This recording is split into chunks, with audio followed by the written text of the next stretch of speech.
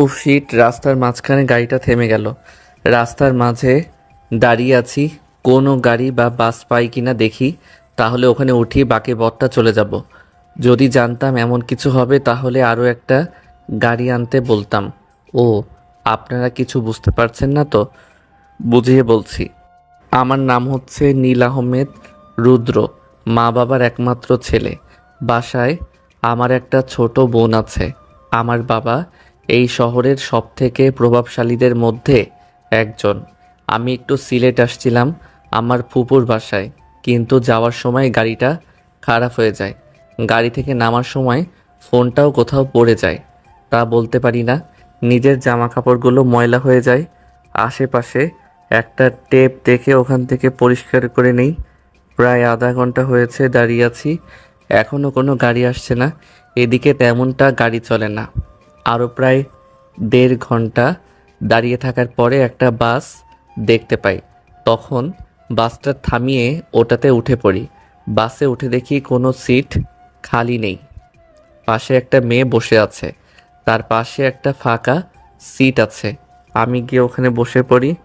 আমি সিটে বসতেই মেয়েটা বলে উঠল, এ কি, আপনি এই সিটে বসেছেন কেন? পেছনে যান। এত সময় মেয়েটার দিকে খেয়াল করিনি। মেয়েটাকে ভালোভাবে তাকিয়ে দেখলাম, চোখে মোটা ফ্রেমের চশমা, ফর্সা মুখে, ঠোঁটের নিচে একটা তিল আছে। তখন আমি বললাম, কেন পিছনে বসবো? সিট কি আপনার? সিট না, কিন্তু একটা মেয়ের পাশে বসার আগে অনুমতি নিতে হয়, সেটাও কি জানেন না? দেখেন, আমার এখন বুড় অনেক খিদে পেয়েছে, বেশি কথা বললে কিন্তু আপনাকেই খেয়ে ফেলবো। মেয়েটা কোনো কথা বলল না। খেয়াল করলাম মেয়েটা চুপ করে বই পড়ছে আর মুখে কলম লাগিয়ে কি যেন ভাবছে। আল্লাহ, তুমি শেষ ভরসা। অনেক কষ্ট করে এবার ঢাকায় ভালো একটা কলেজে ইন্টারভিউ এর জন্য যাচ্ছি। চাকরিটা যেইভাবেই হোক দিও। জানি মিথ্যা আশা নিয়ে কোনো লাভ হবে না, কারণ এই দুনিয়ায় মামা চাচা আর টাকা না থাকলে কেউ কোনো চাকরি দেয় না। কিন্তু কি করব, আমি যে অনাথ। ছোটবেলায় খালা অনেক কষ্ট করে মানুষ করে, এরপর খালা মারা যাওয়ার পর নিজে কাজ করে পড়ালেখাটা শেষ করি। মেয়েটা কি জানি ভাবছিল। মেয়েটার খোলা চুলগুলো বাতাসে মুখের সামনে আসতেই মেয়েটাকে অসম্ভব সুন্দর দেখাচ্ছিল। এই প্রথম কোনো মেয়ের এমন রূপে আমি পড়ে যাই। একটু সময় দেখলাম মেয়েটা তার ব্যাগ থেকে ফোনটা বের করে সময় দেখছিল যে কয়টা বাজে। মেয়েটার ফোন বের করতে আমার মনে হলো আমি তো গাড়িটা বাইরে রেখেছি, তাছাড়া আম্মু অনেকগুলো কল দিচ্ছে। তখন আমি মেয়েটাকে বললাম, আচ্ছা আপনার ফোনটা একটু দেন তো, আমি একটা কল করব। আমার ফোন নেই, আমার ফোনে কোনো টাকা নেই। এমন কিপটামি করছেন কেন? আমার ফোনটা হারিয়ে গেছে, তাই তো একটা কল দিব। দেখুন, আমার ফোনে সত্যিই ব্যালেন্স নেই, মাত্র 100 টাকা আছে। আরে চলবে, সমস্যা নেই বলে মেয়েটার হাত থেকে ফোনটা কেড়ে নিয়ে কল করলাম আম্মুকে। আম্মুর সাথে প্রায় 10 মিনিট কথা বলার পরে এরপরে আমার বন্ধু আকাশকে কল করি। আকাশের সাথে সব কিছু খুলে বলি। হায় রে, আমার টাকা সবগুলো শেষ করে দিল শয়তান ছেলেটা। কে বলেছে নীলা তোকে ছেলেটাকে ফোনটা দেওয়ার জন্য? ছেলেটা তো চোরও হতে পারে। এই, আপনি আমার ফোনটা দেন, এখনই আমার ফোনটা দেন। আমার ফোনের সব টাকা শেষ করে দিলেন। আমি মেয়েটার কথায় হুঁশ আসলো যে ফোনটা আমার না, মেয়েটার। আমি তো মেয়েটার সব টাকা অলরেডি শেষ করে দিলাম। তাই আকাশকে বললাম মেয়েটার ফোনে রিচার্জ করে দেওয়ার জন্য 500 টাকা। মেয়েটা মুখ গোমড়া করে ওই দিকে তাকিয়ে রইল।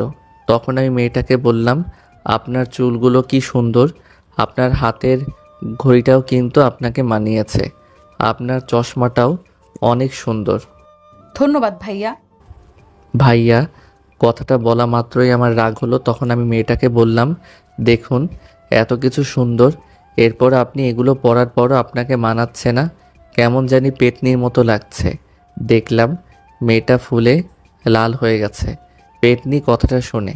বলেন বলেন আরও, ভাইয়া বলেন, তাহলে তো এসব কথা শুনবেনই। আমার আপনার সাথে কোনো কথা নেই, আপনি এমনিতেই আমার সব টাকা শেষ করে দিয়েছেন। সমস্যা নেই, আমি আমার বন্ধুকে বলেছি আপনাকে রিসার্চ করে দিবে। দেখুন, আমি আপনাদের মতো বড়লোক নই যে এত টাকা নিয়ে ফোনের মধ্যে রাখবো। আর আমার এমন কথা বলার কোনো মানুষ নেই যে আমি একাই করব। আমার রিচার্জ করে দেওয়ার কোনো প্রয়োজন নেই। যাক, একটা বিষয় তো ক্লিয়ার হয়ে গেল যে মেয়েটার কোনো বয়ফ্রেন্ড বা স্বামী নেই। আর দেখে বোঝা যাচ্ছে মেয়েটা আমার থেকে 1 হতে 1.5 বছরের বড় হবে। এরপরে মেয়েটা আমার সাথে আর কোনো কথা বলেনি, আমিও মেয়েটার সাথে কোনো কথা বলিনি। প্রায় 2 ঘন্টা পরে ঢাকায় এসে পৌঁছাই। এর মধ্যে আমি বাসে ঘুমিয়ে পড়েছিলাম। মেয়েটা কোথায় নেমে গেছে তাও দেখিনি। মেয়েটার নাম্বারটা আকাশের ফোনে আছে, তাই চিন্তা না করে গাড়ি থেকে নেমে আব্বুকে কল দেই। তারপর আব্বুর গাড়ি করে বাসায় চলে আসি। বাসায় আসতেই আম্মু বলে উঠল, কিরে নীল, তোর আসতে দেরি হলো কেন? আম্মুকে সব কিছু খুলে বলি। এরপর দেখি নিচ থেকে আমার ছোট বোন আসে। আসার পরে বলে, ভাইয়া তুই আমার জন্য কি নিয়ে আসছিস? আমি তোর জন্য কি আনবো রে? তুই তো ডাইনি, সকালে আবার ঘুম নষ্ট করার দায়িত্ব তোর থাকে। যা, তোর সাথে কথা নেই। তুই আমার সাথে আর কথা বলবি না। আর আমার পিচ্চি বোনটা বুঝি রাগ করেছে। এই দেখ, তোর জন্য আমি অনেক খেলনা এনেছি। ওয়াও ভাইয়া, থ্যাংক ইউ ভাইয়া। পিচ্চি উপরে চলে যাই। আমি কিছুক্ষণ আম্মুর সাথে কথা বলে আমার রুমে চলে যাই। এরপরে সন্ধ্যার দিকে গিয়ে মার্কেট থেকে একটা ফোন কিনে নিয়ে আসি। আকাশকে ফোন দিয়ে মেয়েটার নাম্বারটা নেই। এরপরে নাম্বারটা একটা বন্ধুকে দিয়ে বলি ওর পুরো ডিটেলসটা বের করার জন্য। এরপরে জানতে পারি মেয়েটার নাম নীলা। ওর এই পৃথিবীতে আপন বলতে কেউ নেই। ঢাকায় আসছে একটা জবের জন্য। বয়সে আমার থেকে 2 বছরের সিনিয়র। এর পরের দিন সকালে রেডি হয়ে কলেজের উদ্দেশ্যে রওনা দেই। কলেজ ক্যাম্পাস আসতে আকাশ বলে উঠল, কিরে, তুই এতদিন কোথায় ছিলে? তোর তো কোনো পাত্তাই নেই।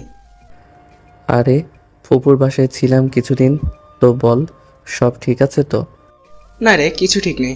রনিকে 3rd ইয়ারের একটা ছেলে মেরেছে। তো তোরা কিছুই করতে পারলি না?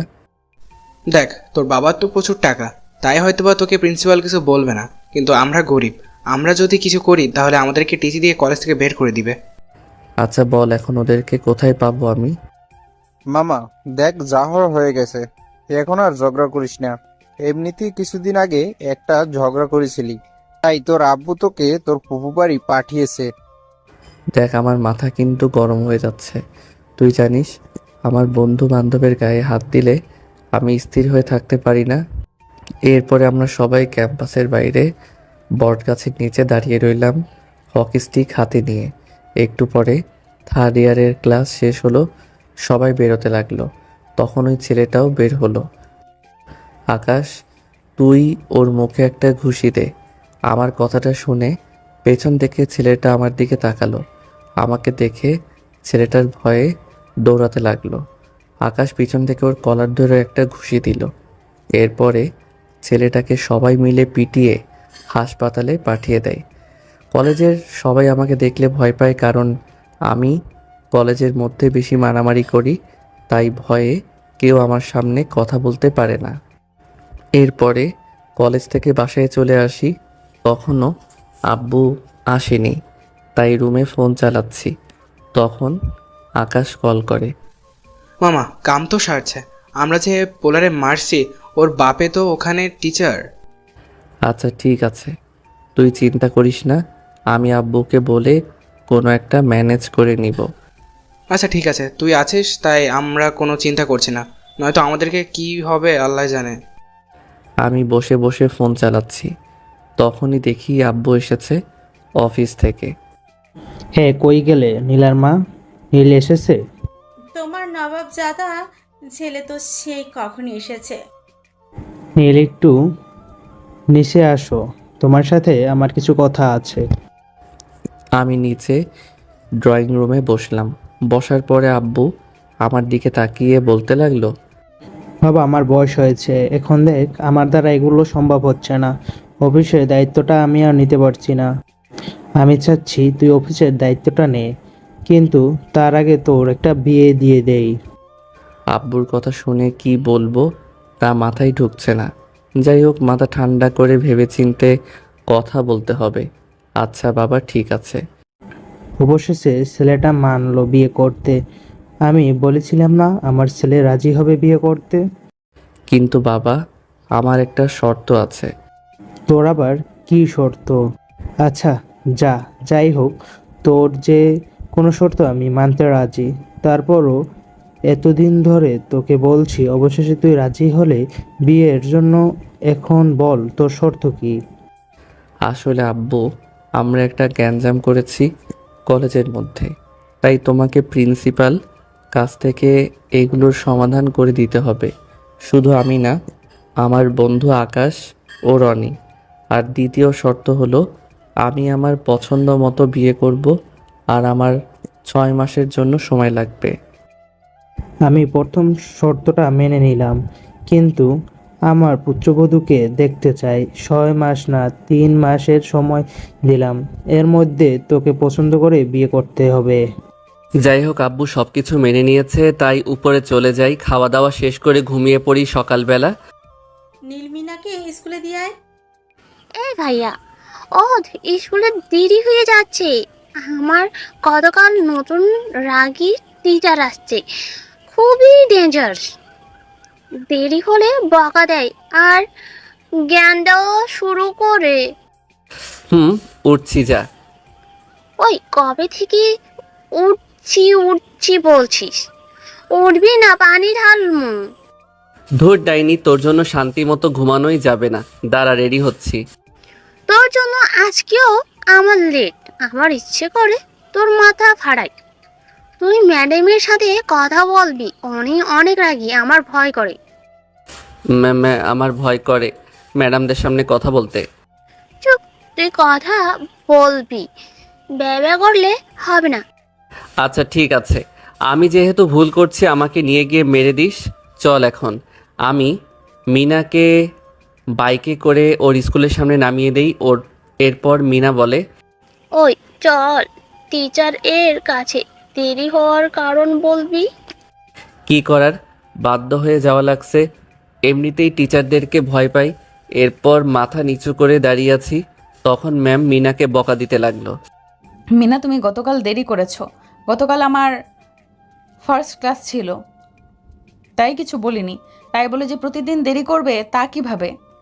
ম্যাডাম, আমার কোনো দোষ নেই, সব দোষ আমার ভাইয়ের।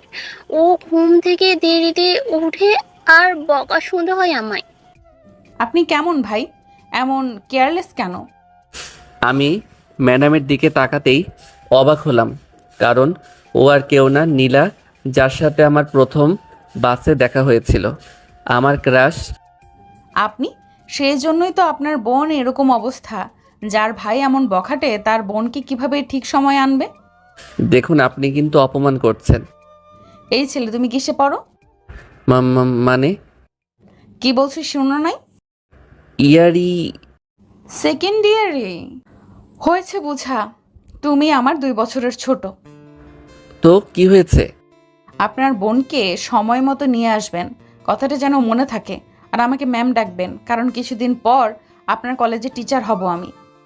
ম্যাম, আপনি ভাইয়াকে যা দিয়েছেন না, ভাইয়া কখনো এমন কাউকে ভয় পায় না, শুধু আপনাকে ভয় পেয়েছে।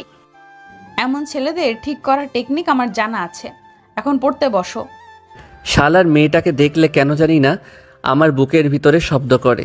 একটু পর আকাশ কল করে। মামা, ওই টিচার ওর ছেলেকে তো প্রিন্সিপাল বের করে দিয়েছে। আব্বুকে বলেছিলাম। এরপরে আকাশকে সব কিছু খুলে বলি, তখন আকাশ বলে, তুই মাঠে আয়, আমরা সবাই ওখানে বসে আছি। আমি গিয়ে দেখি আকাশ ও রনি ওখানে বসে আছে। তখন রনি বলে, মামা, তোর ক্রাশ কিন্তু ইন্টারভিউ দিতে আসছিল, কিন্তু স্যার মনে হয় অন্য কাউকে নেবে। কারণ শুনেছি যাকে ঢুকাবে সে নাকি স্যারকে 10 লাখ টাকা দিতেছে। দাঁড়া, এখনই হচ্ছে। এরপর হেড অফিসে কল দিয়ে ভয় দেখে নীলা চাকরিটা কনফার্ম করে দেই। এরপরে রাতে বাসায় এসে নীলাকে কল দেই। 2-3টা কল যাওয়ার পর রিসিভ করে, ফোনটা ধরতে এত দেরি হলো কেন? আমি অপরিচিত কারোর কল ধরিনি। আর আপনি কে? হব একজন। পরিচিত না হলে কি কল দিতাম? দেখুন, এত ভনিতা না করে বলেন কে আপনি, নয় ফোনটা রাখেন। এত রাগ করেন কেন? কল করেছি, ওই যে আমি মিনার ভাই। ও আপনি সেই বকেটেটা, তো কল কেন দিয়েছেন? না, বলছিলাম আপনি তো মিনাকে পড়া দিয়েছেন, কি পড়া দিয়েছেন তার জন্য জিজ্ঞেস করেছিলাম। পড়া জিজ্ঞেস করতে নাকি সিনিয়র ম্যাডামের সাথে লাইন মারতে? না না, কি যে বলেন। দেখুন ফোন রাখেন, আমার কাজ আছে। নীলা ফোনটা কেটে দিল। ধুর ছাতা, একটু রোমান্টিক কথা বলবো, মেয়েটার মধ্যে এসব কিছুই নেই। এরপরে ফোনটা রেখে ঘুমিয়ে পড়ি। সকালবেলা ঘুম থেকে উঠে পিচ্চিকে স্কুলে দিয়ে এসে কলেজ যাওয়ার উদ্দেশ্যে রওনা দিলাম। ক্যাম্পাসের ভিতরে প্রবেশ করতে দেখি কয়েকটা ছেলে একটা মেয়েকে টিজ করছে। তখন আমি গিয়ে ছেলেটার কলার ধরে ছেলেটাকে একটা নাক বরাবর ঘুষি দেই। এরপরে ছেলেটাকে ধরে যখনই আমি মারতে যাব তখনই পিছন থেকে কেউ আমার হাতটা ধরে। কলেজে কি আসো মারামারি করার জন্য, অসভ্য? দেখুন, আপনি কিছু জানেন না, অযথা এসব কাজে আসতে যাবেন না। নীলার কাছে এসে দুটো থাপ্পড় দিয়ে বেয়াদব, আমি এই কলেজের নতুন টিচার, আমি জানবো। কে জানবে? তখন আকাশ এসে বলে, ম্যাম, আসলে এই ছেলেটা এই মেয়েটাকে কিস করছিল, তাই নীল এসে এই ছেলেটাকে উচিত শিক্ষা দিয়েছিল। তখন ওই মেয়েটাও নীলার কাছে সব কিছু খুলে বলে। তখন নীলার কাছে এসে ওই ছেলেটাকে দুটো থাপ্পড় দিয়ে ওখান থেকে চলে যেতে বলে। নীলার থাপ্পড় খেয়ে আমার ঠোঁটের নিচ থেকে রক্ত বের হতে লাগলো। নীলা আমার কাছে কিছু একটা বলতে চাইলো, কিন্তু আমি না শুনে নীলার কাছ থেকে চলে আসি। কি ফাজিল ছেলে রে বাবা, বুঝলাম আমার একটু ভুল হয়েছে, তাই বলে কি কথা শুনবে না? আমি আর ক্লাস করলাম না, আকাশ আর অনিককে বলে ওখান থেকে চলে আসলাম। রাতে শুয়ে ফোন চালাচ্ছিলাম, তখনই আমার ফোনে কল আসলো। কলের নাম্বারটা দেখে আমি অবাকই হলাম, কারণ ফোন নাম্বারটা অন্য কারো না, ছিল নীলার। কলটা রিসিভ করতে ওপাশ থেকে বলে উঠল, আসসালামু আলাইকুম, কেমন আছেন? কেন? আপনার কি মনে হয়েছে, আপনি কি ভেবেছেন আপনার থাপ্পড় খেয়ে আমি খারাপ থাকবো? দেখুন, একটু ভুল বোঝাবুঝি হয়েছে, সেজন্য আমি আপনাকে সরি বলার জন্য আপনাকে কল করেছি। কিন্তু এখন দেখছি সে সরিটাও বলবো না, কারণ আপনার ব্যবহারটা আমার ভালো লাগেনি। আর হ্যাঁ, আপনাকে একটা কথা বলি, সিনিয়র মেয়েদের পেছনে লাইন মারা বন্ধ করুন। আমাকে মিনা সব কিছু বলেছে। কি? তার মানে আমি যে নীলাকে পছন্দ করি সব কিছু বলে দিয়েছে? মিনা, তোকে তো আমি ছাড়ছি না। তখন আমি নীলাকে আমার উদ্দেশ্যে করে বললাম, দেখুন, আপনি সরি কিভাবে বলবেন তা আমি জানি না, কিন্তু আপনি যদি সরি নাও বলেন, কিভাবে বলে নিতে হয় সেটাও আমার জানা আছে। আমার সাথে মাস্তানি করবেন? আমি কিন্তু আপনার কলেজের টিচার। ঠিক আছে, আসেন, তখন দেখা যাবে কে কি করতে পারে। আগামীকাল কলেজে আসুন, দেখা যাবে। নীলা এরপরে কলটা কেটে দেয়। তারপর আমি কিছুক্ষণ ফেসবুক চালিয়ে ঘুমিয়ে পড়ি। সকালবেলা ফ্রেশ হয়ে নিচে আসতে আব্বু বলল, নীল, আজকে আমার শরীরটা ভালো না, চল আমার সাথে আজকে অফিসে চল। আব্বু, আজকে আমার একটা বিশেষ ক্লাস আছে, তাই আমি আজকে তোমার সাথে যেতে পারবো না। কি এমন বিশেষ ক্লাস? আমি তো জানি তুই ঠিকভাবে নিজের ক্লাসটাই করিস না, তাহলে আজকে এমন কি বিশেষ কাজ? মনে করো তোমার পুত্রবধূকে পটানোর চেষ্টা করছি। তাহলে ঠিক আছে, আমি কিছু বলবো না। যত তাড়াতাড়ি পারিস আমার পুত্রবধূকে ঘরে তুলে নিয়ে আয়। কিন্তু বাবা, ওর ফ্যামিলিতে ওর বাবা মা বলতে কেউ নেই। তো কি হয়েছে, আমি আর তোমার বাবা তো আছি, ওর মা বাবা হয়ে থাকবো। আমি জানি আমার আব্বু আম্মু খুব ভালো মানুষ। আব্বুকে বিদায় জানিয়ে বাইকে করে কলেজে যাওয়ার উদ্দেশ্যে রওনা দিলাম। যাওয়ার পথে অনিকার আকাশকে বাইকে নিয়ে একসাথে কলেজে যাওয়ার উদ্দেশ্যে তিনজন মিলে রওনা দিলাম।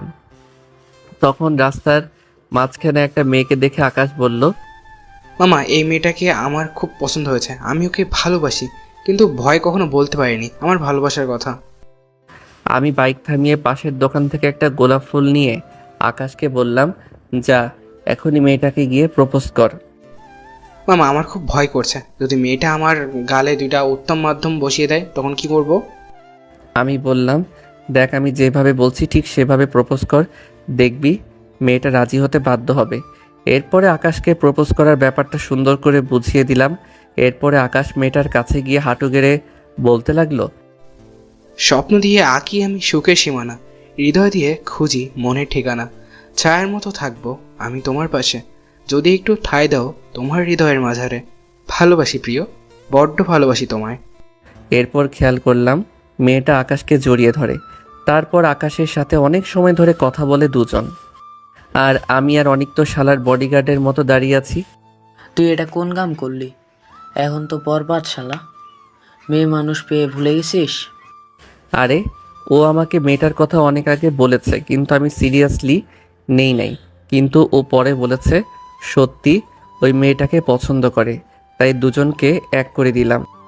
ওরটা তো করে দিলি, তোরটা কি হবে? আমারটার কি তোদের আজ দেখাবো। আমারটা কি জিনিস দেখেছিস, চিনিস নাই? এর মধ্যে আকাশ চলে আসে। কি মামা, তাহলে তো সব হয়ে গেছে তাই না? থ্যাঙ্কস মামা, তোরা ছাড়া হয়তো আর কখন ওরে আমি আমার মনের কথা বলতে পারতাম না।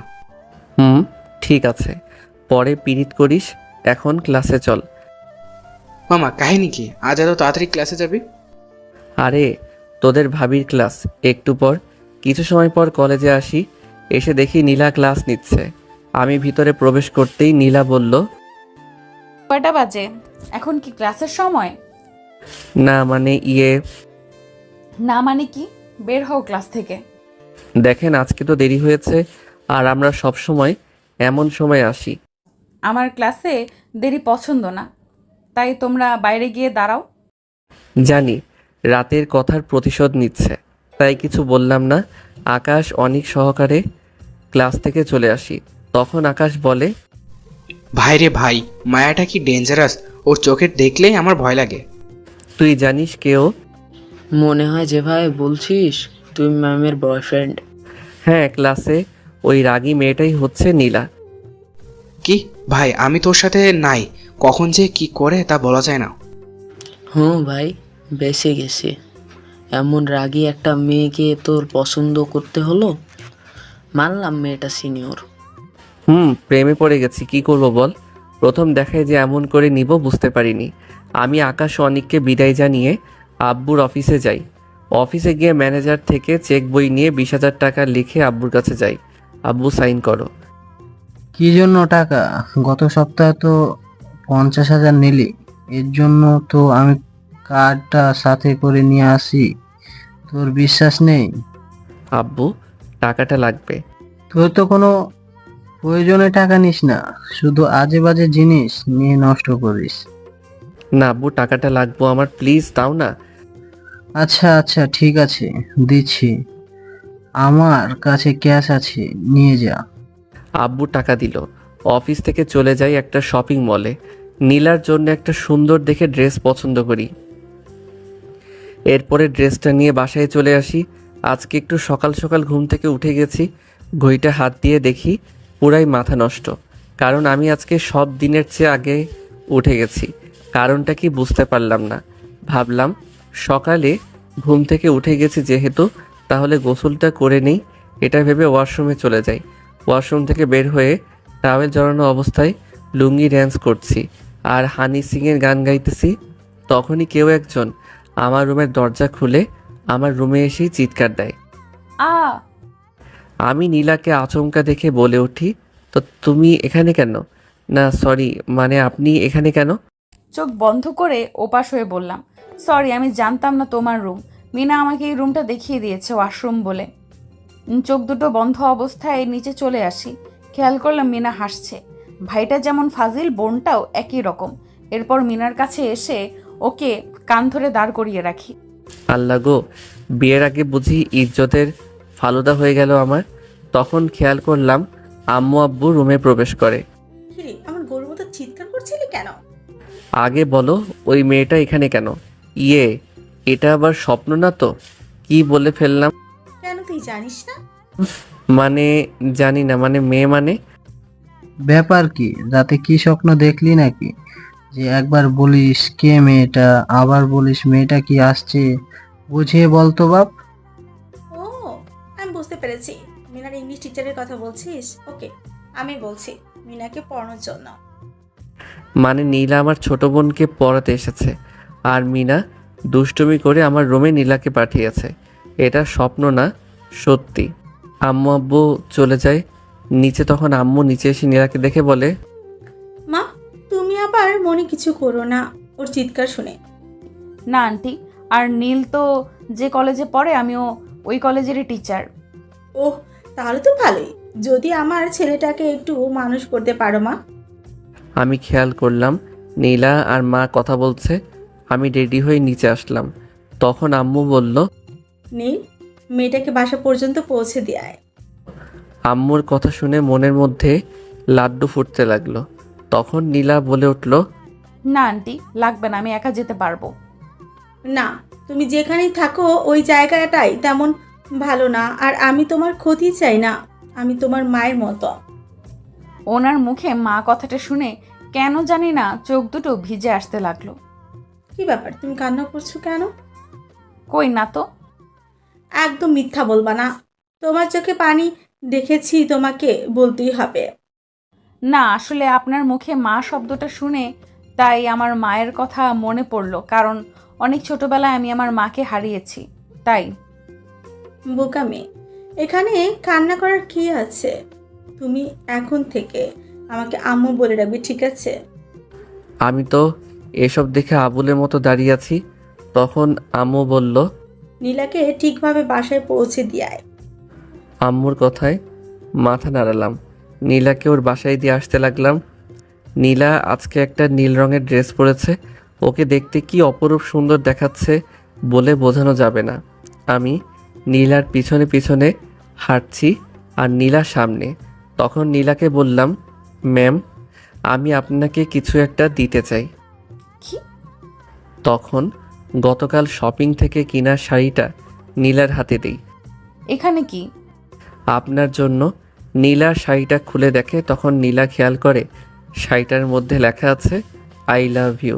তখন নীলা, তুমি কি ভেবেছো ওই দিনের সাধারণ বিষয়টা নিয়ে অধিকার দেখাবে? আমি তোমাকে কখনো মেনে নিতে পারবো না। নীলা আমাকে একটা থাপ্পড় দিয়ে ওখান থেকে চলে যায়। সমস্যা নেই, আমিও দেখব ও কিভাবে আমাকে না মানতে পারে। আপনারা বুঝতে পারছেন না তো কিসের অধিকার? একটু দাঁড়ান, সব বলছি। নীলকে একটা থাপ্পড় দিয়ে ওখান থেকে চলে আসে। আমি জানি নীল অনেক কষ্ট পেয়েছে, কিন্তু আমি কি করব?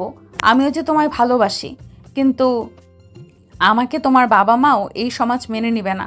তাই আমি চাইলেও তোমাকে আপন করে নিতে পারবো না, কারণ আমি এতিম। থাপ্পড়টা একটু জোরে লেগেছে, সমস্যা নেই, ভালোবাসা নিয়ে সব পুষিয়ে নিব। ও আপনাদের তো বলা হয়নি আমার সাথে নীলার কিসের অধিকারের কথা।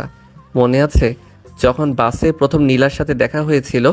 সেদিন বাসটা ঢাকায় যাওয়ার উদ্দেশ্যে ঠিকই রওনা দিয়েছিল, কিন্তু মাঝপথে ওই এলাকায় একদল ডাকাত ওই বাসটা জিম্মি করে। সেদিন মোটা ফ্রেমের চশমা চোখে দিয়ে মেয়েটা কি যেন বড় বড় চোখ দিয়ে পড়ছে। হঠাৎ করে কিসের জন্য একটা শব্দ হলো, তখনই বাসটা থেমে যায়। বাসটা থামতেই কতগুলো লোক গাড়িটায় উঠে যায়। উঠে লোকগুলোর মধ্যে একটা দাড়ি গোঁফওয়ালা লোক বলে ওঠে, এই বাসটা হাইজ্যাক করা হয়েছে। আপনারা একে একে সবাই নিজেদের জিনিসগুলো দিয়ে যান। আমি আবার কাল্লু ডাকাত, ভদ্রভাবে কথা বলতে পছন্দ করি। কিছু থেকে কিছু হলে কিন্তু বিনা টিকিটে উপরে পাঠিয়ে দেব। হাহা। বাসের মধ্যে সবাই তো ভয়ে কাট। আমিও কিছু করতে পারলাম না, কারণ ডাকাতদের হাতে ছিল পিস্তল। তখন খেয়াল করলাম মেয়েটা ভয়ে বাচ্চাদের মতো কান্না শুরু করলো। তখন ডাকাতদের সর্দার বলল, এই, ওই মেয়েটাকে নিয়ে আয়। বেশি চিল্লাচিল্লি করছে, ওকে বন্ধ করার ঔষধ দিয়ে দিই। তখন দুটো ডাকাত নীলাকে ধরে আনতে গেলে আমি বাধা দিলে তখন সর্দার বলে, দুইটাকে নিয়ে বাইরে মুখ বন্ধ করে বেঁধে রাখ। এরপরে ডাকাতগুলো আমাকে আর নীলাকে বেঁধে বাইরে রেখে দিয়ে বাসের ভিতরে সবার কাছে থেকে লুট করতে লাগলো। নীলা আমার পিছনে বাধা ছিল, তাই ওকে ইশারায় বললাম বাঁধনটা খুলে দিতে। তখন ও মুখ নাড়িয়ে বলে কিছুই বুঝতে পারছে না। আমি আস্তে আস্তে পিছনের হাত দিয়ে নীলার বাঁধনটা খুলি। তখন নীলা আমার বাঁধনটাও খুলে দেয়। তখন নীলার হাত ধরে জঙ্গলের দিকে দৌড়াতে লাগি, কারণ ডাকাতগুলো জঙ্গলের দিকে আসবে না। তখন নীলা বলে, আপনি এখানে কোথায় আসলেন? এখানে তো শুধু জঙ্গল ছাড়া আর কিছুই তো দেখছি না। আপনি আমাকে বাইরে নিয়ে যান। হ্যাঁ, এটা আমার শ্বশুর বাড়ি, তো সেজন্য আমি আপনাকে এখানে নিয়ে এসেছি।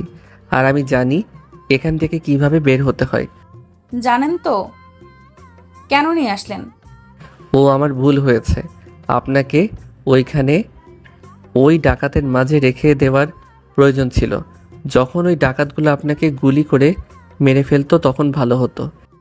জানেন না তো কেন নিয়ে আসলেন? এই জঙ্গলে আমার ভয় লাগছে, প্লিজ একটু আলো জ্বালান না। এই মেয়ে চুপ করো, এতক্ষণ ধরে তোর বক বক শুনতেছি, আর একটা কথা বললে এখানে ফেলে দিয়ে চলে যাব। এই এই আমাকে বকা দিচ্ছেন কেন? এরপর আমি সামনে খুঁজতে লাগলাম কোথাও বের হওয়ার রাস্তা পাওয়া যায় কিনা, কারণ জঙ্গলটা ঘন অন্ধকারে, ভিড়ের মধ্যে কোথাও কোনো আলো নেই, এমনকি কোনো রাস্তা খুঁজে পাচ্ছি না। এরপরে আমি আর নীলা হাঁটতে হাঁটতে একটা আদিবাসীর জঙ্গলে ঢুকে গেলাম। তখন ওখানে দেখলাম একটা বৃদ্ধ লোক দাঁড়িয়ে আছে। তখন ওই বৃদ্ধ লোকটার কাছে গিয়ে বের হওয়ার রাস্তাটা খুঁজতেই বুঝতে পেরেছি, তোমরা জঙ্গলে হারিয়ে গেছো। আগে বলো, তোমরা কি দুজন স্বামী স্ত্রী? হ্যাঁ, আমরা দুজন স্বামী স্ত্রী। কি সব বলছো তুমি এগুলো?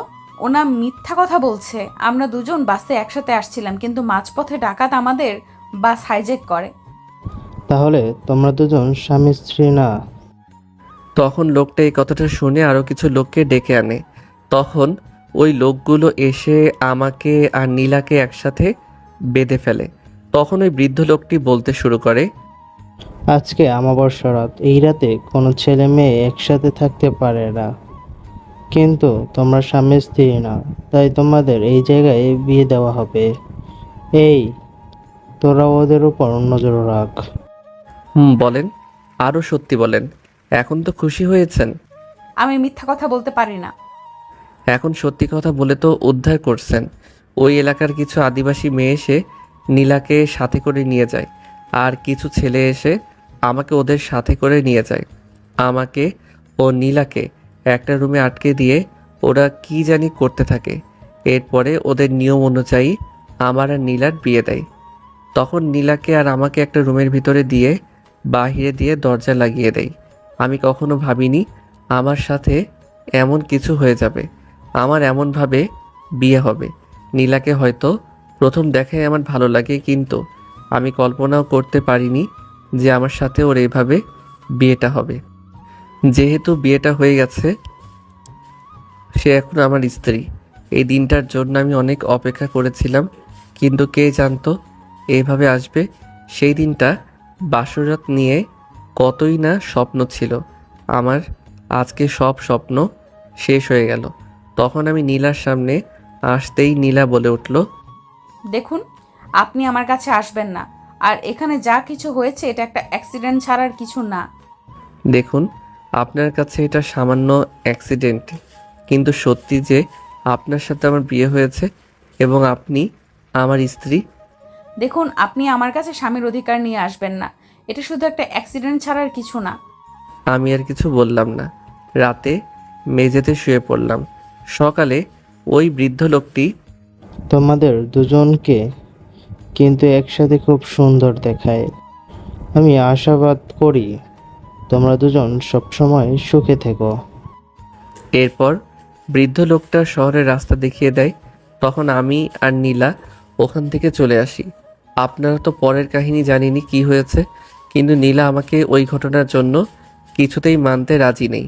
এরপর বাসায় চলে আসি। মিনাকে স্কুলে দিয়ে এসে কলেজে যাওয়ার উদ্দেশ্যে রওনা দিই। কলেজ ক্যাম্পাসে এসে দেখি আকাশ ও অনেক বটগাছের নিচে বসে আছে। কি মামা, তোমার তো খবর নেই, আজকাল তো দেখি অনেক বেশি প্রেম করো। তা তো করবেই, ম্যামের ক্রাশ বলে কথা। তো বিয়ে কবে করছিস? বিয়ে তো করেছি। মানে বিয়ে করলি মানে? এসব কি বলিস? আমাদের না জানিয়ে তুই বিয়ে করে ফেললি? না বন্ধু, এটা মানতে পারলাম না। দূর শালা, কথাটা তো শোন। নিজের ভালোবাসা দিয়ে মানিয়ে নিতে হবে। কিন্তু এখন তো কি জানি করছে। কি আর করার, শালারা পকেট ফাঁকা করার ধান্দায় আছে। আকাশ আর অনিককে বিদায় জানিয়ে বাসায় চলে আসি, কারণ আজকে আর ক্লাস করিনি। বাসায় আসতে পিচ্চি বোন, ওই, তুই আমার ব্যাগ থেকে চকলেট কি করেছিস? খাওয়ার জিনিস কি রেখে দেই? সেটা তোর থেকে আমি ভালো জানি। তাহলে জিজ্ঞেস করছিস কেন? কারণ আমার চকলেট নেই, তুই কিন্তু রাখাস না আমারে। আমি জানি তুই খেয়েছিস। এই প্যাকেট আমি তোর রুম থেকে পাইছি। তো কি হয়েছে? এটা যে তোর চকলেট, তার প্রমাণ দে। আম্মু আম্মু দেখো, তোমার ছেলে আমার চকলেট খেয়ে ফেলেছে। কি রে ভাই বোন দুটো আবার টম জেরির মতন শুরু করলি? ওরা তো একটু থামে, তোদের তো তাও হয় না। হয়েছে কি বল? তোমার ছেলে আমার ব্যাগ থেকে চকলেট চুরি করে খাইছে। আম্মু, মিথ্যা কথা কই এই পেতনি। আমার সব জানা আছে। এখন শোন, তুই ওর জন্য এক প্যাকেট চকলেট নিয়ে আসবি। হইছে, খেলাম দুটো, আনতে হবে এক বক্স। মামা বাড়ির আবদার। আম্মু তাহলে তোমাকে ভাইয়া আর ম্যামের সিগারেট কথাটা বলতে হয়। মিনার মুখ চেপে ধরে বললাম, চুপ কর বোন, যা লাগে দিমো, মুখ খুলিস না এখন। কি রে, কি বলতে চাইলে? আর ওর মুখ ধরে রাখছিস কেন? আম্মু কিছু না, তুমি যাও, আমি এনে দিব, ওকে? আম্মু রান্নাঘরে চলে যায়। ওই ছাড় কুত্তা, আমি আম্মুকে সব বলে দেব। না বোন, প্লিজ বলিস না, যা, তোর জন্য আমি চকলেট নিয়ে আনবো। সত্যি তো, না হলে কিন্তু। সত্যি বললাম তো। ডাইনিটাকে কোনো প্রকার থামানো গেল। রাতে খাওয়া দাওয়া করে শুয়ে আছি, তখনই অচেনা একটা নাম্বার থেকে কল আসে। শুয়ে শুয়ে ফেসবুক চালাচ্ছিলাম, হঠাৎ করে দেখি ফোনটা বেজে ওঠে। খেয়াল করলাম একটা অচেনা নাম্বার থেকে কল আসলো। প্রথমে কলটা ধরলাম না, পরে দেখি আবার করলো। কলটা ধরে, আসসালামু আলাইকুম, কেমন আছেন? ওয়ালাইকুম আসসালাম। আলহামদুলিল্লাহ। কে চিনতে পারলাম না। জানাটা কি বেশি প্রয়োজন? অবশ্যই, কারণ বউ বারণ করছে, তাই সবার সাথে কথা বলা বারণ। ও আচ্ছা, আমি আসলে গতকালের জন্য সরি বলতে কল করেছি, কারণ এইভাবে আমার কথা বলাটা ঠিক হয়নি। কিন্তু দেখতে পারলাম তুমি তাতে কিছু মনে করনি। সিনিয়র বউ মারতেই পারে, তাই বলে কি বউকে ছেড়ে চলে যাব? আর কিছু বলতে পারলাম না। কলটা কেটে দেই ওপাশ থেকে। দূর ছাতা, মেয়েরা কি এমনই হয়, মুখ দিয়ে কিছু বলবে না? কবি এই জন্যই বলে, মেয়েদের বুক ফুটে তো মুখ ফুটে না। সকালবেলা ঘুম থেকে উঠে আমি মীনাকে স্কুলে দিয়ে এসে এরপরে কলেজ যাওয়ার উদ্দেশ্যে রওনা দিলাম। কলেজ ক্যাম্পাসে এসে দেখি আকাশ আর অনিক বসে আছে। আমি ওদের সামনে যেতেই ওরা আমাকে দেখে বলে উঠল, দেখ মামা, রোমিও চলে এসেছে। রোমিও চলে এসেছে, কিন্তু আসতে একটু লেট করে ফেলছে। একটু আগে নীলা ম্যামের ক্লাস শুরু হয়ে গেছে। আমরা তোর জন্যই অপেক্ষা করছি, তুই এইমাত্র আসলি। নীলা আজকে একটা নীল রঙের শাড়ি পরে এসেছে। ওকে তো একেবারে পরীর মতো লাগছে। আমি যেন ওর দিক থেকে চোখ সরাতে পারছি না। কি রে শালা, এভাবে দাঁড়িয়ে দাঁড়িয়ে কি দেখছিস? তোর একটুও লজ্জা করছে না? দূর হালা, লজ্জা তো মেয়ে মানুষের থাকে, ছেলে মানুষের লজ্জা বলে কোনো কিছু থাকে নাকি? এই এখন চল তো ক্লাসরুমে, এত কথা না বলে। শালা দুইটা গিয়ে দুটো মেয়ের পাশে গিয়ে বসলো। জানি শালা দুইটা লুচু, মেয়ে দেখলে মনে ওদের লাড্ডু ফোটে। আমি পিছনের একটা বেঞ্চে বসতেই পাশের একটা মেয়ে সামনের সিট থেকে আমার পাশে এসে বসে। খেয়াল করলাম এটা নেহা। নেহা এসে আমার পাশে বসে বলে ওঠে, কি ব্যাপার নীল, তোমাকে তো খুঁজেই পাওয়া যায় না। গত 1 মাস ধরে তো ক্লাসেও দেখিনি। আসলে একটু ফুপুর বাসায় গিয়েছিলাম। ও, তোমাকে আমি কত খুঁজেছি, কিন্তু ওরা কেউ বলতে পারেনি তোমার কথা। কেন বলো তো? নেহা কিছু একটা বলতে যাবে, তখনই খেয়াল করি নীলা রেগে ওঠে। নেহার দিকে রাগি চোখে তাকিয়ে বলে ওঠে, এই মেয়ে, তুমি না সামনে ছিলে, এখন ওই সিটে কেন গেলে? এখানে কি পড়াশোনা করতে এসেছো না প্রেম করতে? যাও ওই সিটে গিয়ে বসো। খেয়াল করলাম নীলা ম্যাম তো রেগে একদম আগুনের মতো হয়ে গেছে। ওনার মুখটা লাল বর্ণ ধারণ করেছে। দেখলাম নীলা রেগে আমার কাছে এসে বলে, এই দাঁড়াও। পিছনে তাকিয়ে দেখি অন্য কাউকে বলছে কি না। তখন নীলা আবার বলে ওঠে, হ্যাঁ তোমাকে বলছি, দাঁড়াও। গত মাসের যে ইংলিশ সাবজেক্টটা ছিল সেটা ক্লিয়ার করে উদাহরণ দিয়ে ইংলিশে বলো। জি ম্যাম, আসলে বাংলাতে বললে ভালো হয় না। আসলে আমি সব বিষয় ভালো পারি, কিন্তু নীলার সামনে প্রকাশ করিনি। আকাশ সহ সবাই হা করে তাকিয়ে রয়েছে, কারণ আমি হচ্ছি ক্লাসের টপ। কিন্তু ক্লাসের টপের নামটাই রুদ্র দেয়া আছে। তাই নীলা আমাকে চিনতে পারেনি। তখন নীলা বলে ওঠে, আমার বোঝা হয়ে গেছে তুমি কতটুকু পারো। কলেজে তো আসো পড়াশোনা করতে না, মেয়েদের সাথে প্রেম করতে, ভালোবাসার অভিনয় করতে। আমি ঠিকই বুঝতে পারলাম নেহা আমার সাথে এমন হেসে কথা বলার কারণে। নীলা এমন রেগে কথা বলছে। আসলে কবি বলেছে মেয়েরা তার সব জিনিস দিয়ে দিতে পারে, কিন্তু কখনো একটা নারী তার শখের পুরুষকে অন্যের হাতে দিতে বা দেখতে পারে না। এরপর নীলা আরও কিছু কথা বলে কলেজ থেকে বের হয়ে যায়। এরপরে আমিও ক্লাস থেকে বের হয়ে যাই। আমার সাথে সাথে আকাশও অনেক বের হয়ে যায়, তার সাথে নেহাও বের হয়। মামা, আজকে কিন্তু তোর মুখটা দেখার মতো ছিল। দূর শালা, এটা হচ্ছে রোমান্টিক শাসন, তোরা কি বুঝবি? ও ম্যাম, তাহলে তোকে ভালোবাসা দিয়েছে? একটু লজ্জা পেয়ে বললাম। তখন দেখি নেহা এসে বলল, নীল চলো না, আজ একসাথে কফি খাই, কফি শপে গিয়ে। না আসলে নেহা হয়েছে কি, বাসায় না আমার একটু কাজ আছে, তাই তাড়াতাড়ি বাড়ি যেতে হবে নেহার থেকে পিছু ছুটানোর জন্য। অনিকার আকাশকে বাই বলে ওখান থেকে গাড়ি পার্কের ওখানে চলে আসি। বাইকটা নিয়ে মেইন গেট দিয়ে বাড়ি যাওয়ার উদ্দেশ্যে রওনা দিলাম। একটু সামনে আসতে খেয়াল করলাম কতগুলো বাজে ছেলে একটা মেয়েকে ডিস্টার্ব করছে। একটু সামনে এগিয়ে যেতে দেখলাম নীলাকে ছেলেগুলো ডিস্টার্ব করছে আর আজে বাজে কথা বলতে লাগলো। আমার মাথা প্রচণ্ড পরিমাণ গরম হয়ে যায়। আমি বাইক থেকে নেমে ছেলেগুলোর সামনে যাই। ছেলেগুলোর মধ্যে একটা এসে আমার সামনে আসতেই চিনে যায় কে, তাই ছেলেগুলো ভয় পালাতে লাগলো।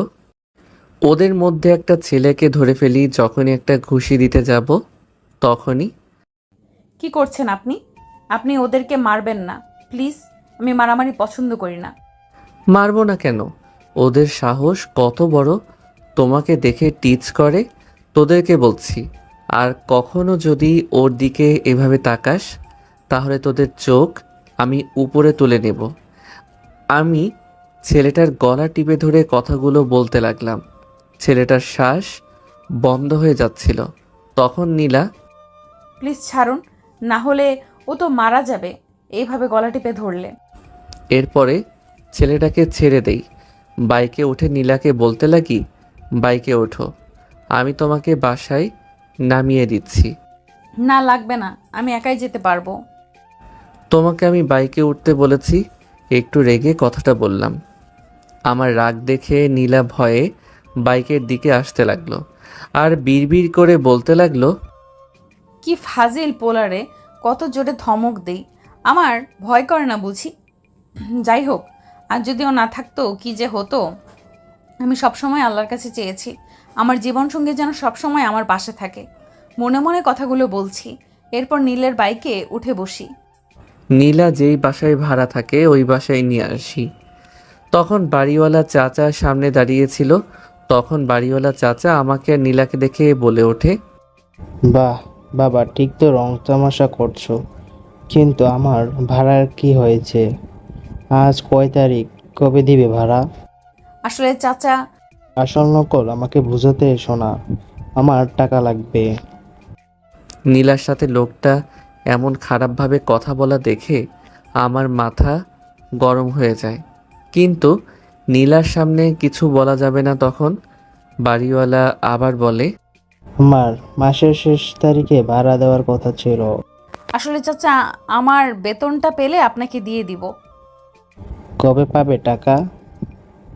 আর কবে দিবে? টাকা যদি না দিতে পারো, বাইরে ছেলে না এনে আমাকে। আর কোনো কথা না বলতে দিয়ে একটা থাপ্পড় বসিয়ে দেই লোকটার মুখে। তোর এত বড় সাহস, তুই এই রফিক মোল্লার গায়ে হাত দিস? তোমাকে কে বলেছে ওনার গায়ে হাত তুলতে? আমি কিছু বলতে যাব তখনই আমাকে থামিয়ে দিয়ে বলতে লাগলো, প্লিজ তুমি আর আমাকে অশান্তির মধ্যে ফেলো না, আমি এমনিতেই টেনশনের মধ্যে আছি। ঠিক আছে, মনে থাকবে যেন। আমি কিছু বললাম না। বাইকটা নিয়ে সামনে চলে গেলাম। বাইকটা একটু সামনে রেখে পিছনের দেয়াল থেকে খেয়াল করলাম নীলা বাসায় চলে যায়। তখন সামনে থেকে গিয়ে বুড়োর কলারটা ধরি। এই তোর সাহস কম না, তুই আমার কলার ধরছিস? তুই জানিস আমি এই এলাকার যতগুলো বাড়ি আছে সবগুলোর বাড়ির মালিক। আমি তোকে ভালো করে চিনি, হয়তো তুই আমাকে চিনিস না। তুই যে বিল্ডারে কাজ করিস সে বিল্ডারের মালিকের নামটা তো ও তোর ঠিকই মনে আছে, তাই না? মানে তুই কি বলতে চাচ্ছিস? আমি তোকে কিছুই বলতে চাচ্ছি না, শুধু এতটুকু বলছি, তুই যে রফিক সাহেবের বিল্ডারে কাজ করিস আর সে রফিক সাহেব আমাদের কোম্পানির ম্যানেজার। RN গ্রুপের নাম তো তুই শুনেছিস। তার মানে তুই কি বলতে চাস? তোকে আমি এটাই বোঝাতে চাচ্ছি যে RN কোম্পানির মালিক আমি নিজেই। তুই আমার সাথে মজা করছিস? আমি এসব হলে ভয় পেয়ে যাব। আর তুই যদি এই কোম্পানির মালিক হতি তাহলে এই ছোট লোক মেয়ের পিছনে তুই থাকিস না। শালার মুখে এমন কথাটা শুনে মাথাটা প্রচণ্ড পরিমাণ গরম হয়ে যায়। এরপরে ম্যানেজারকে কল করে সব কিছু বলি। তখন লাউড স্পিকার দিয়ে লোকটার সামনে ধরি। তখন ম্যানেজার ওকে সব কথা বলে। লোকটা ম্যানেজারের মুখে সব কথা শুনে আমার পায়ে এসে পা ধরে বলতে লাগলো, বাবা, আমি অনেক বড় ভুল করে ফেলেছি, তুই আমাকে মাফ করে দাও। আমি জীবনেও ওর বাড়ির আশেপাশেও যাব না। আমি তোমাকে কথা দিচ্ছি, যে ভুল করছি সে ভুল হয়তো বা শাস্তি অনেক ভয়াবহ। সেজন্য তোমার কাছে আমি আমার ব্যবসা ভিক্ষা চাচ্ছি। এবারের মতো তোকে আমি ছেড়ে দিচ্ছি, আর কখনো যদি তুই নীলার আশেপাশেও থাকিস তাহলে পরের বার কিন্তু তোকে আমি ছাড়বো না। এরপর ও ওখান থেকে চলে যায়। ওখান থেকে বাসায় চলে আসি। বাসায় এসে শুয়ে আছি, তখন দেখতে পেলাম মিনা আমার রুমে প্রবেশ করছে। জানি এখন আমাকে শান্তি দিবে না, তাই ঘুমের ভান করেছিলাম। ভাইয়া, এই ভাইয়া, শোন না, আমি জানি তুই ঘুমের ভান করে আছিস। উঠবি নাকি পানি ঢালবো? এই পিচিটার জন্য একটু শান্তিতে ঘুমাতেও পারবো না। যার বাসার মধ্যে এমন একটা পিচ্চি বোন থাকে সেই বোঝে তার কতটা কষ্টের মধ্যে থাকা লাগে। হয়েছে কি বল, কি বলবি? এভাবে চিল্লাচিল্লি করে ডাকছিস কেন? দেখছিস না ঘুমিয়ে আছি? তোর কি জ্বালাতে ভালো লাগে? তুই যে ঘুমিয়ে ঘুমিয়ে ভাবির সাথে রোম্যান্স করছিস তা আমি ভালোভাবেই বুঝতে পারছি। এই তুই পিচ্চি মেয়ে, এগুলো জানিস কি করে? এই একদম আমাকে পিচ্চি বলবি না, আমি মোটেও পিচ্চি না। আচ্ছা ঠিক আছে, তুই পিচ্ছি না, তুই একটা বুড়ি। এখন বল কি হয়েছে? কিছু হয় নাই, তুই সকালে চকলেট আনার জন্য বললি, কই এনেছি? না মানে আসলে ভুলে গেছিলাম, আগামীকালকে নিয়ে আসি। এসব বলে তুই আমাকে ভোলাতে পারবি না, আমি কিছুই জানি না।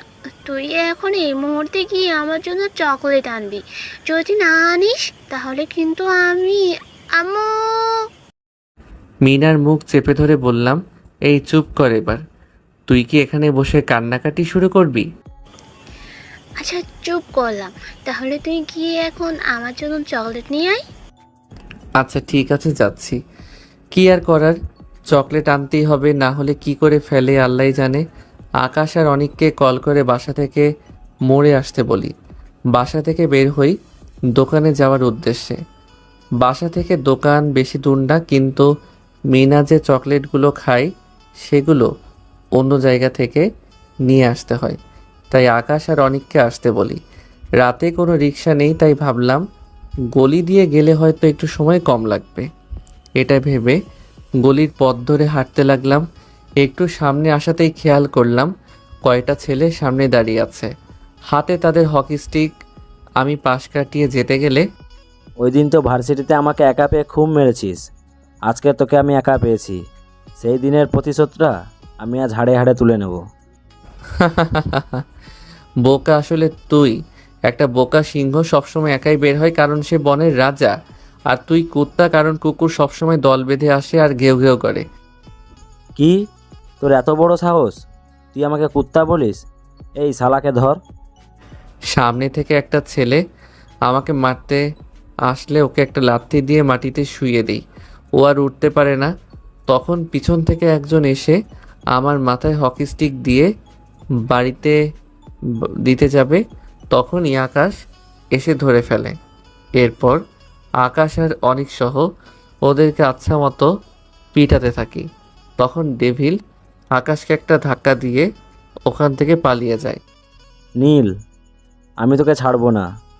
তোর এমন একজন মানুষের আমি ক্ষতি করব যা তুই কল্পনাও করতে পারবি না। এটা বলে ডেভিল ওখান থেকে পালিয়ে যায়। তখন ওদেরকে পুলিশ হাতে দিয়ে দেয়। শালাটা পালিয়ে গিয়েছে, কিন্তু ও যতদিন বাইরে আছে তোর কোনো না কোনো ক্ষতি তো করতেই চাইবে ভাই। তুই ঠিক বলছিস, কিন্তু হয়তো নীল এর ফ্যামিলির কিছু করতে পারবে না, কারণ ওদের বাসায় অনেক সিকিউরিটি আছে। তাহলে অনেকের কথায় মনে পড়ল নীলার কথা। যদিও কোনোভাবে জানতে পারে নীলার সাথে আমার কোনো একটা সম্পর্ক আছে, তাহলে তো সবার আগে নীলার ক্ষতি করবে, আর তা আমি কখনোই হতে দিতে পারবো না। তাই বাসায় কল করে বলি আজকে বাসায় ফিরবো না, আকাশের সাথে ওদের বাসায় থাকবো। বুঝলাম না, কল করে বলেছে আজকে বাসায় আসবে না, হয়েছে কি কিছুই বললো না। কি হয়েছে আমেনা? আদরের ছেলে বাসায় আসবে না তাই বলল। কেন, কি হয়েছে? কোনো কিছু হলো নাকি? আমাকে তো তেমন কিছু বলেনি। ও আচ্ছা, আমি একটা কল করি, তখনই একটা কল আসে। কলটা ধরে যা শুনি আমার মুখ রেগে আগুন হয়ে যায়। কি হয়েছে? হঠাৎ করে এমন রেগে আছো কেন? নীল কে মারার চেষ্টা করছে কিছু ছেলে। বলো, ও এখন কি করে? কিছু হয়নি তো আমার ছেলের?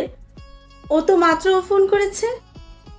না, ওর কিছু হয়নি, আমি সব জানতে পেরেছি, তুমি চিন্তা করো না। আর এখন বাসায় না এসে আকাশের বাসায় থাকুক, আমি ওদের ব্যবস্থা ঠিকই করব। আকাশের কাছ থেকে ওর বাইকের চাবিটা নিয়ে আমি নীলার বাসায় যাওয়ার উদ্দেশ্যে রওনা দিলাম। কিছুক্ষণের মধ্যে নীলার বাসার সামনে এসে পৌঁছালাম। দেখলাম মেইন গেটটা বন্ধ আছে, তাই ভাবলাম কি করে ওর রুমে যাওয়া যায়। সামনে খেয়াল করলাম একটা ছোট্ট গাছ বেয়ে নীলার রুমের সামনে দিয়ে গিয়েছে। কি আর করার, বউয়ের সাথে যদি একটু রোম্যান্স করতেই হয় তাহলে তো একটু কষ্ট করতে হবে, এটাই স্বাভাবিক। তাই গাছটা বেয়ে নীলার রুমের বেলকনির উপরে উঠে পড়লাম। ভিতর দিয়ে রুমটা লক করা। ওই বাড়িওয়ালার কাছ থেকে একটা ডুপ্লিকেট চাবি নিয়েছিলাম। ওই চাবিটা বের করে রুমের দরজাটা খুলে ভিতরে ঢুকি। ভিতরে ঢুকতেই কিসে যেন একটু ঘ্রাণ নাকে বাঁধতে লাগলো। খেয়াল করলাম নীলা রান্নাঘরে রান্না করছে। বাহ, আমার বউ পাখির হাতে তো জাদু আছে, খুব সুন্দর করে রান্না করতে পারে। ইস, ক্ষুধা লেগে গেছে, একটু শুয়ে বিশ্রাম করে নেই। বিছানার দিকে তাকিয়ে হা করে রইলাম, কারণ নীলা ওর বিছানা অনেক সুন্দর করে সাজিয়ে রেখেছে।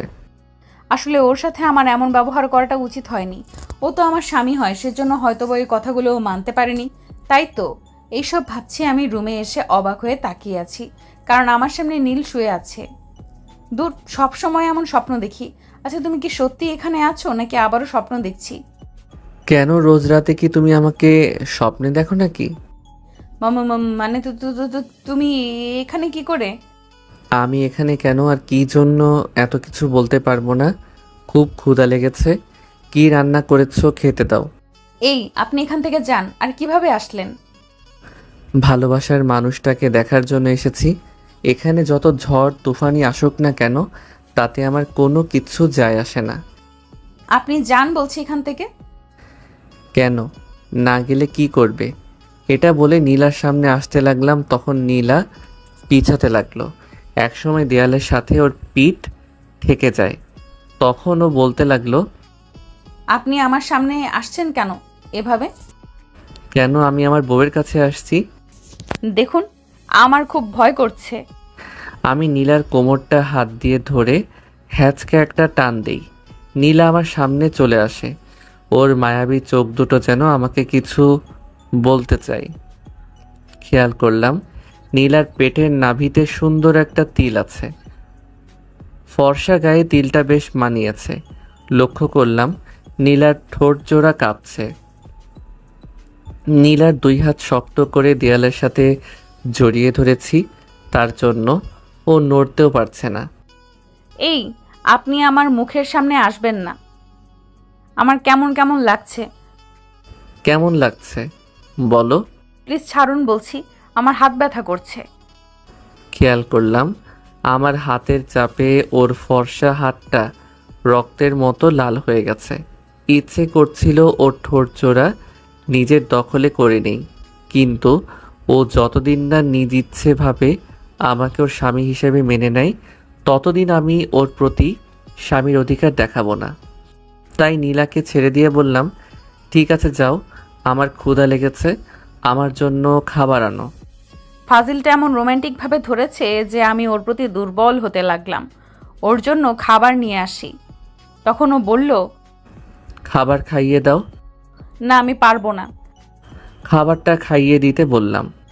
আমি তোমার টিচার, এমনভাবে ধমক দিচ্ছ কেন? হ্যাঁ ম্যাম তো কলেজে, কিন্তু বাসায় তো বউ, তাই না? তুমি কি খাওয়াই দিবা নাকি আবার? দূর শয়তান পোলা, এরপর তোমাকে আমার খাইয়ে দেওয়া লাগছে। দেখেছো গরুর মতো খাচ্ছে।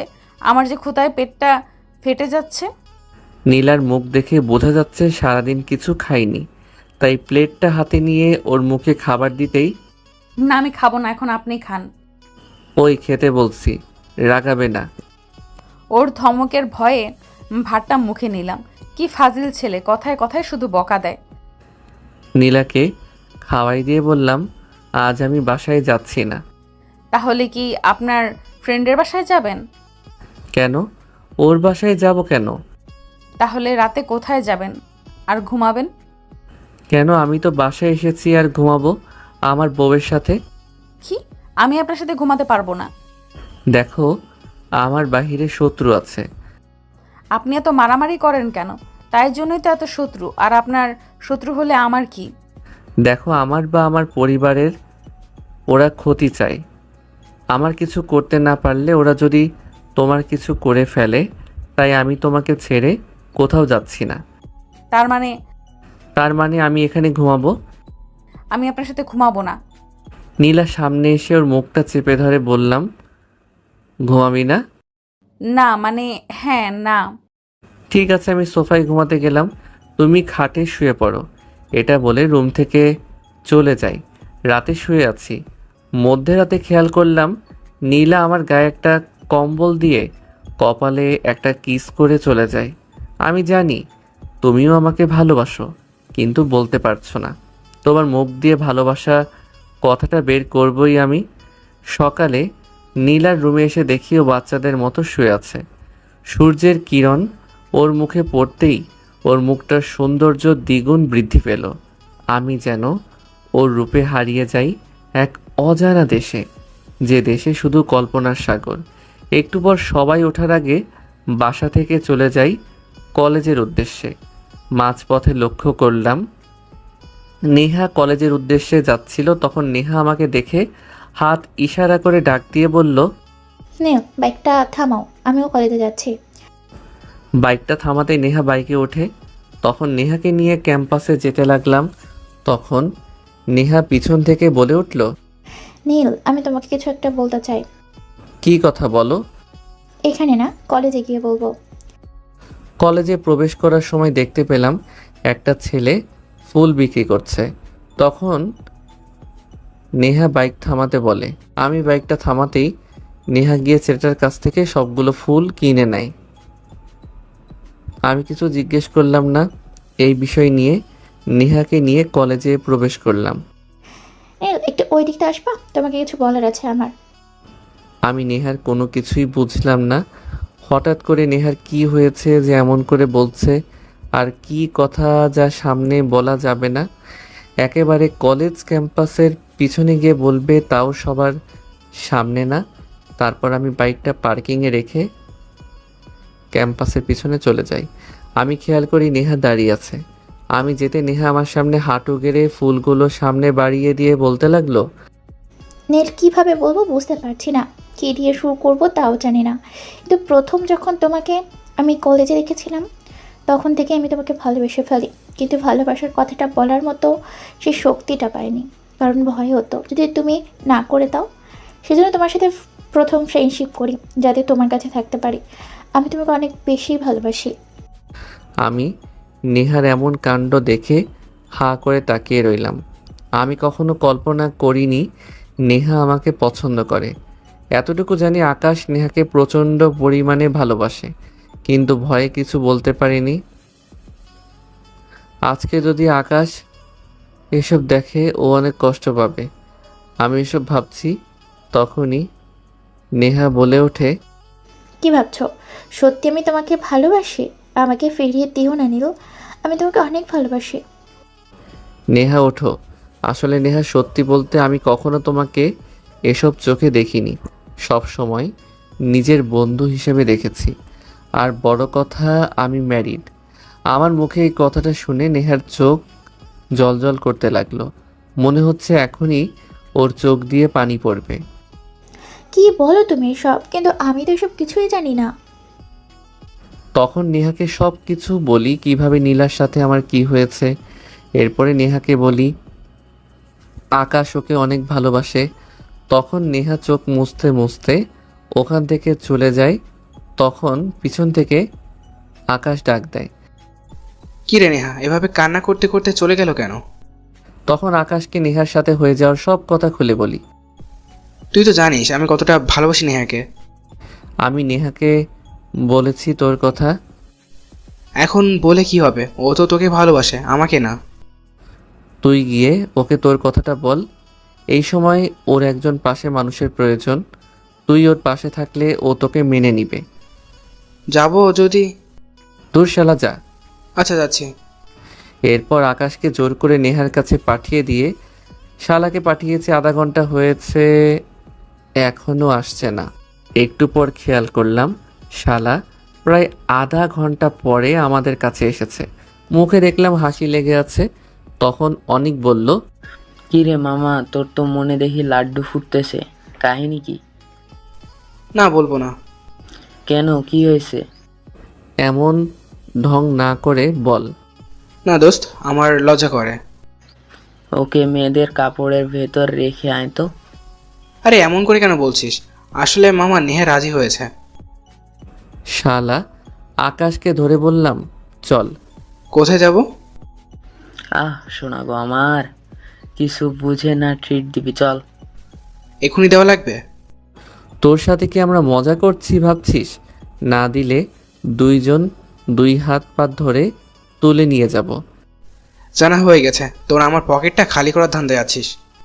কলেজে আর ক্লাস করিনি। আকাশ অনেক সহ রেস্টুরেন্টে চলে যাই ওদের সাথে। আরও কিছু সময় কাটিয়ে বিকেলবেলা বাসায় চলে যাই।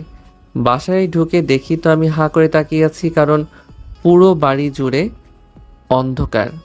বাসায় প্রবেশ করতে লাইট জ্বলে ওঠে। তখন উপরের রুমে যেতে লাগলে পিছন থেকে, দাঁড়াও বাবা, কোথায় যাচ্ছ? তোমার সাথে আমার বোঝাপড়া বাকি আছে। খেয়াল করলাম আম্মুর হাতে একটা লাঠি, পাশে মিনা দাঁড়িয়ে। তখন ভয়ে ভয়ে বলতে লাগলাম, কিসের বোঝাপড়া আম্মু? আমার বৌমা কোথায় সেটা বল। বললাম তো। আর কয়দিন পর কিছু বলতে না দিয়ে পিচ্ছি বলল, দেখেছো আম্মু, বললাম না ভাইয়া মিথ্যে বলবে। এসব কি শুনছি নীল তোর নামে? আমার আর কিছু বোঝার বাকি নেই শয়তান। পেতনিটা সব কিছু আম্মুকে বলে দিয়েছে।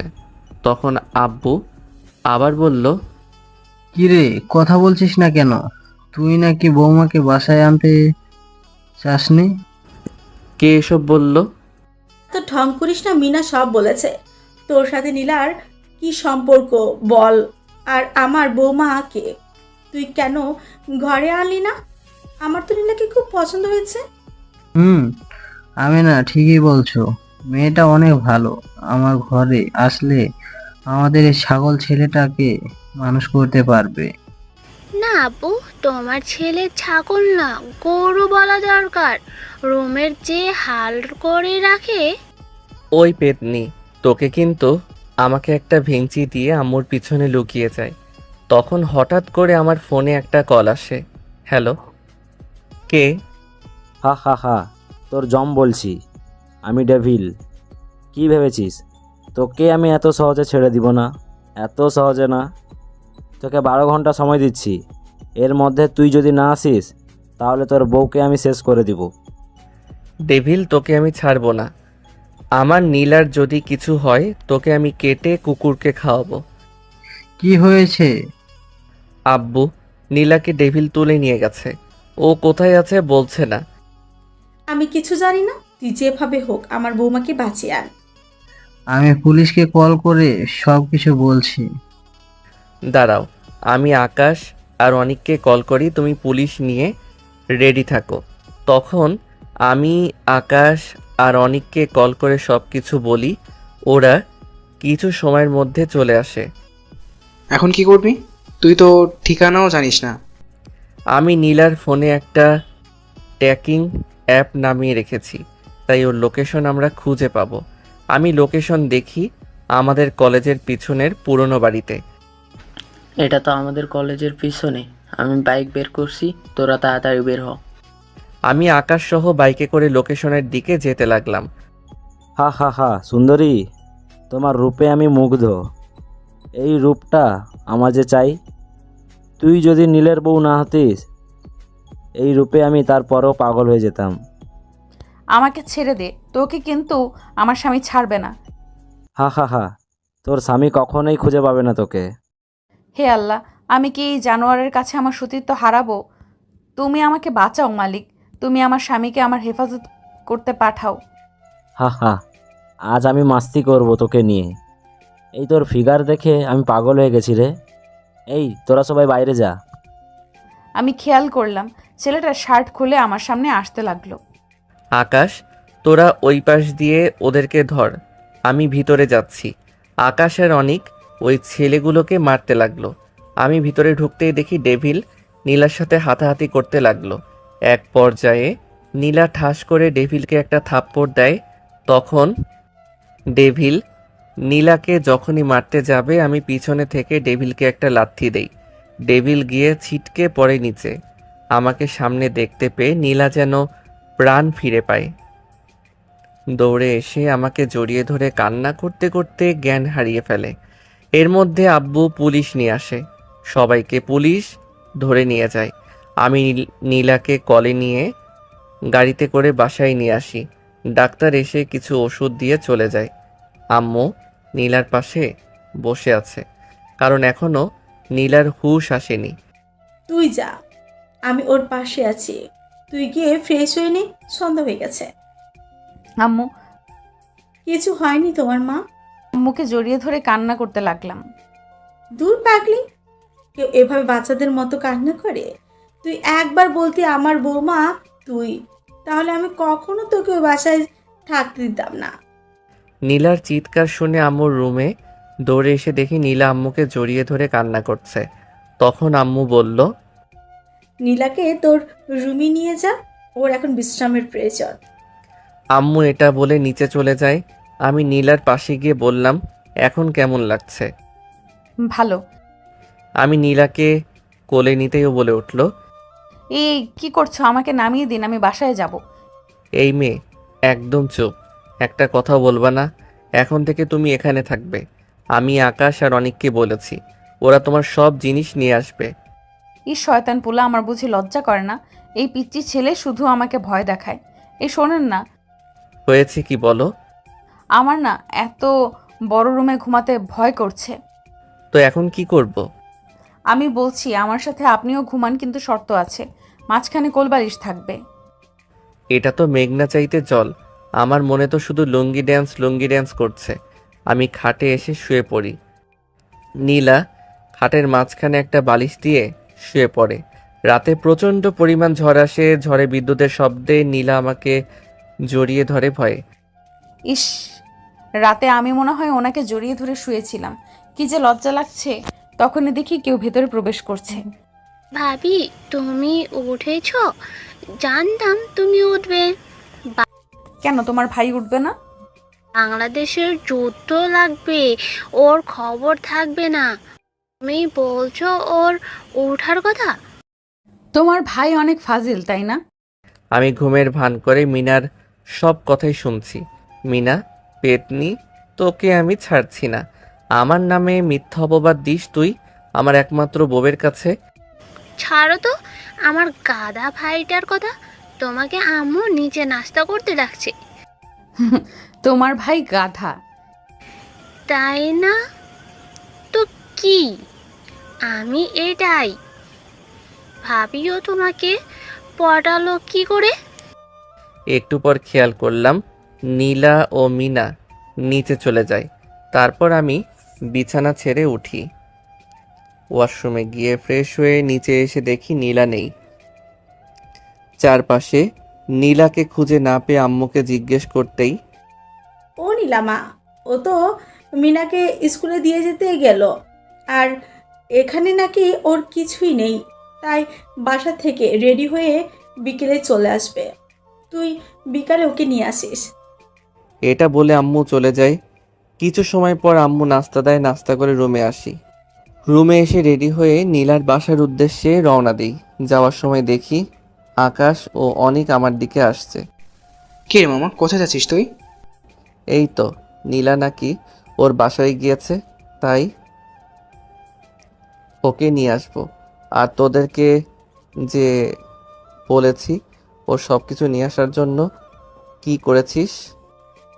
আরে আমরা লোক পাঠিয়ে দিয়েছি, সব কিছু অলরেডি প্যাকিং করে মনে হয় তোর বাসায় পৌঁছে দিয়েছে। তা তো বুঝলাম, কিন্তু তোরা সকালবেলা হঠাৎ করে আমার বাসার দিকে? হ্যাঁ মামা, আসলে তোকে একটা খবর দিতে এসেছি। কি খবর বল? না, আমার খুব লজ্জা করছে। এই আকাশ, তুই বল না। আহা শোনা গো আমার, সেদিন তো খুব বড় করে আমার কথা বলেছিস। আসলে মামা হয়েছে কি, ওই শালার আগামীকালকে এঙ্গেজমেন্ট হবে, তাই পার্টি দিয়েছে। তাই সন্ধ্যায় তুই ভাবিকে নিয়ে পার্টিতে যাবি। কিছু সময় পর খেয়াল করলাম ওয়াশরুমের দরজা খোলার শব্দ। তখন নীলা তোয়ালে পেঁচানো অবস্থায় ওয়াশরুম থেকে বের হয়ে আসে। এই আপনি এখানে কেন? নীলাকে এমন অবস্থায় খুব হট দেখাচ্ছিল। আমি যেন ওর থেকে চোখ ফিরাতে পারছি না। দেখ শয়তানটা কিভাবে তাকিয়ে আছে। আমাকে দেখে লজ্জায় নীলা আবার ওয়াশরুমে চলে যায়। ভিতর থেকে কথাগুলো বলতে থাকে। নীলার জন্য কিনে রাখা ড্রেসটা ওর সামনে দিয়ে বলি, এটা পরে আসো। না, আমি পারবো না, আপনি এখান থেকে যান। তুমি এটা না পরলে আমি যাব না। না, আমি পরবো না, আপনি এখান থেকে যান। কি তুমি এটা পরবে না? না, পরবো না এটা। এটা বলে ওয়াশরুমে ঢুকে যায়। নীলা আমাকে ভিতরে ঢুকতেই দেখে পিছাতে যেতে লাগলো। আমি ওর হাত ধরে একটা হ্যাঁচকে টান দিই, সোজা গিয়ে আমার বুকে এসে পড়ে। তখন নীলার গোলাপি ঠোঁট জোড়া নিজের দখলে করে নেই। শয়তানটা আমাকে জোর করে কিস করে দেয়, প্রায় 5 মিনিট পর ছেড়ে দেয়। আমি হাঁপাতে থাকি, তখন আবার বলে, কি এখন পড়বা নাকি?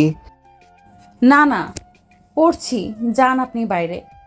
আমি ড্রয়িং রুমে চলে যাই। নীলা রেডি হচ্ছে, ওকে নিয়ে আজকে হাঁটতে যাব। কিছু সময় পর নীলা রেডি হয়ে আমার কাছে আসে। ওকে দেখে তো আমি সেই পরিমাণ ক্রাশ খাই। একটা মানুষ এত সুন্দর কি করে হয়? আমি হাঁ করে ওর দিকে তাকিয়ে আছি। কি আজব রে, এইভাবে এলিয়েনের মতো তাকিয়ে থাকার কারণ কি? আগে কখনো দেখোনি নাকি? এই যে কি হলো, কোথায় হারালেন? নীলার কথাই হুঁশ ফিরে আসে। কই কিছু না তো, চলো। চলো মানে? আমরা আজকে একটু ঘুরতে যাব। আমি যাব না। যাবে না? না। নীলার কোমরটা ধরে টান দিতেই ওর ঠোঁটটা আমার ঠোঁটের সামনে চলে আসে। ওর পাতলা শাড়িতে নাভির তিলটা দেখা যাচ্ছে। আমি নীলার নাভিতে হাত দিতেই ও চোখ বন্ধ করে নেয়। আমার মুখের সামনে এনে বলতে থাকে, কি যাবে নাকি? আবার দেওয়া লাগবে? না না, আমি যাচ্ছি।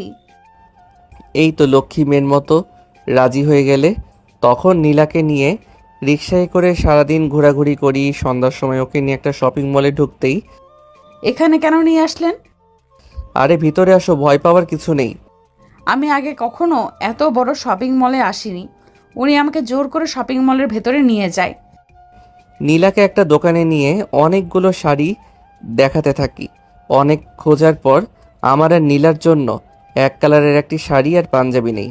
এরপর দোকান থেকে বাসায় চলে আসি নীলাকে সাথে নিয়ে। পিছনে আসার সময় নীলা কিছু বলতে চেয়েছিল, কিন্তু ওকে কিছু না বলতে দিয়ে চলে আসি। বাসায় আসতেই আম্মু, কিরে সারাদিন কোথায় ছিলি? তোকে কয়বার আকাশ আর অনেক কল করেছে, তুই ধরলি না? ফোনটা হাতে নিয়ে দেখি ফোনটা অফ হয়ে আছে।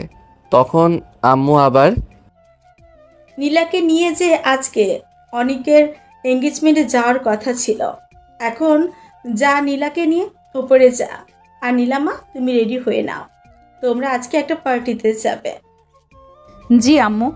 আমি আম্মুর রুমে গিয়ে আমার আগের কোন ড্রেসটা নতুন আছে দেখছি, কারণ ওখানে সবাই বড়লোকের ছেলে মেয়েরা যাবে, কিন্তু আমার তো কোনো দামি ড্রেস নেই। তখনই দেখি দরজা খোলার শব্দ। তুমি আম্মুর রুমে কি করো?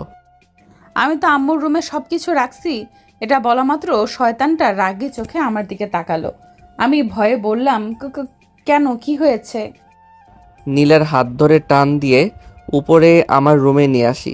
নীলাকে রুমে নিয়ে এসে শপিং মল থেকে আনা শাড়িটা দিয়ে বলি, এটা গিয়ে পরে আসো।